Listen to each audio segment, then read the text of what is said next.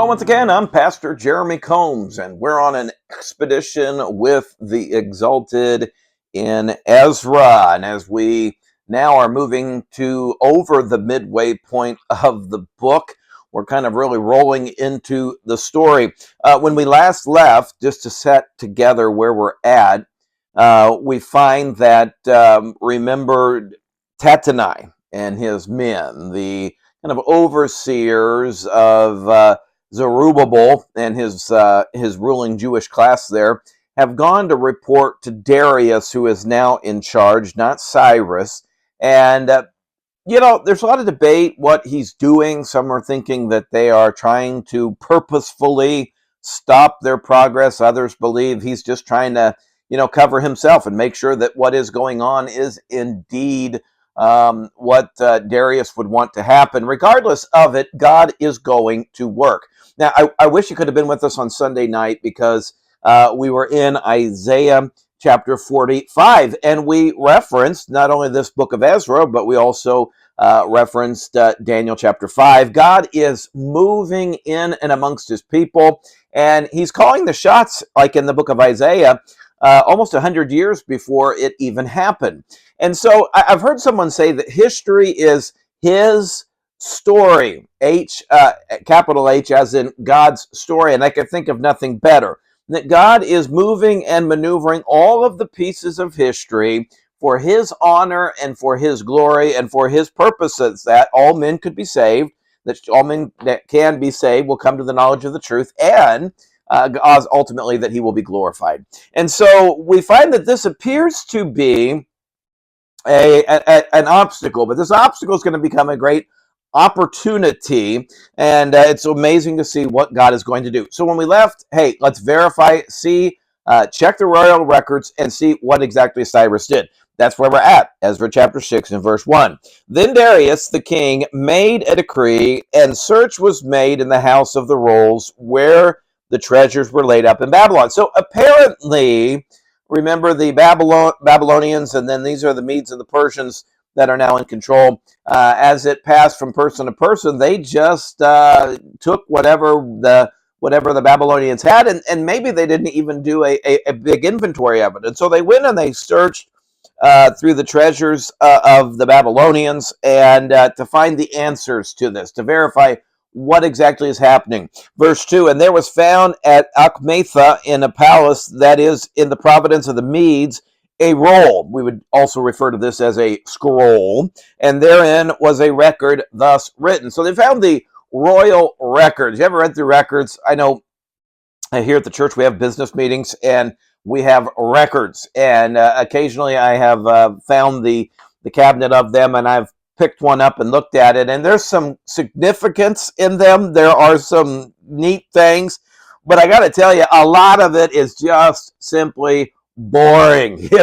Meetings called to order by, minutes are read, and down through it. And so they find these records that probably were just in safekeeping in case they needed to be referred to, and they're going to bring them to the ruler. It says this, here's what the records said, that in the first year of Cyrus the king, this is where our book of Ezra began, the same Cyrus the king made a decree concerning the house of God at Jerusalem. So they did verify that what was being done at Jerusalem and with the house of God was given by authority of Cyrus. He said, let the house be builded, the place where they offered sacrifices, and let the foundations thereof be strongly laid, the height thereof 80 cubits, the breadth thereof 80 cubits. So obviously the foundation is so important. And what are the foundations in your life?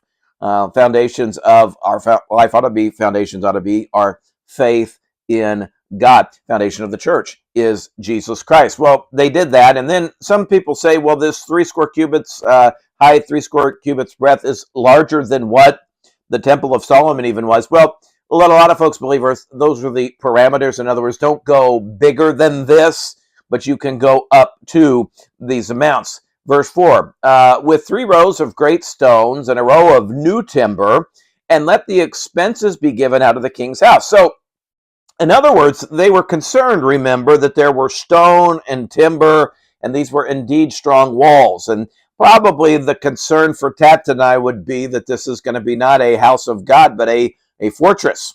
And here we find Cyrus has given that order, and in fact, as well, has financed some of this expedition right out of the king's own coffers. Verse 5. And also let the gold and silver vessels of the house of God, which Nebuchadnezzar took forth out of the temple, which is at Jerusalem, and brought into Babylon, be restored, and brought again unto the temple, which is at Jerusalem, every one to his place, and place them in the house of God. And so not only will they be financed, but also the vessels of the temple would then be restored that Nebuchadnezzar had taken. And so what started out as just wanting to return, God says, no, I'm not just going to let you return only. I'm going to finance your return. I'm going to have this wicked King Cyrus also fund the building of my house so that you could worship me. And then I'm going to lay it on his heart that he's going to give back all those golden vessels and silver vessels that Nebuchadnezzar had kept after he ransacked Jerusalem. God always goes above and beyond. And so it's verified. And the work now can continue, but the king Darius is going to go even beyond that. Verse number 6, now therefore Tattenai, governor beyond the river, Sheshar-Boznai and your companions, remember he is the probably scribe, the Asphakites, which are beyond the river, be ye far from thence. He said, leave them alone. Don't bother them. Don't disrupt their work. Let the work of the house of God alone. Let the governor of the Jews and the elders of the Jews build the house of God in his place. So he says, let the work proceed. Then he says, moreover, I make a decree. So he's going to add to beyond what Cyrus had added. And he said, I make a decree what ye shall do to the elders of these Jews for the building of this house of God, that of the king's goods, even of the tribute beyond the rivers, forthwith expenses be given unto these men, that they be not hindered. So, in other words, give them all that they need from whatever reach of the kingdom they may need. And it's interesting, on Sunday night again, when we were in Isaiah, they talked about the Egyptians, the Ethiopians, I think it's the Liberians as well. And what we're believing here is that these resources were all pooled by Darius to come in and to help in whatever was necessary in the house of God.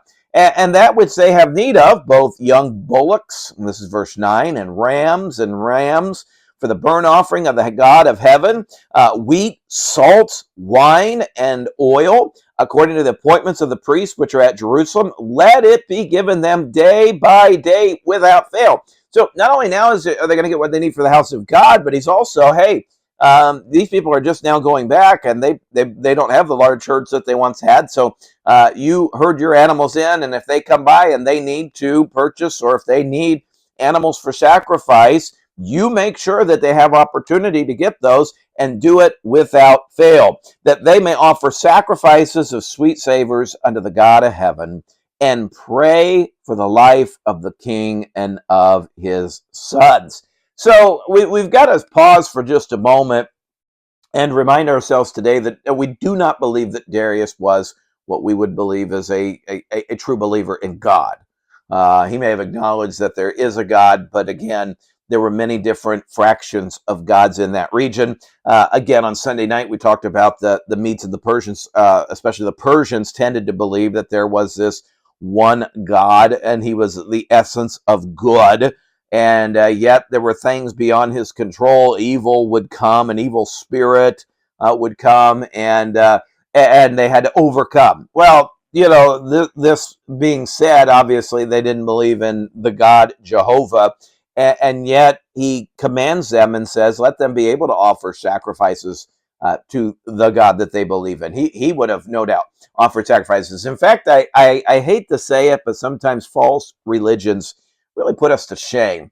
That they give more, they sacrifice more, they're more dedicated to their lowercase g gods than we are of the one true God. Is God God?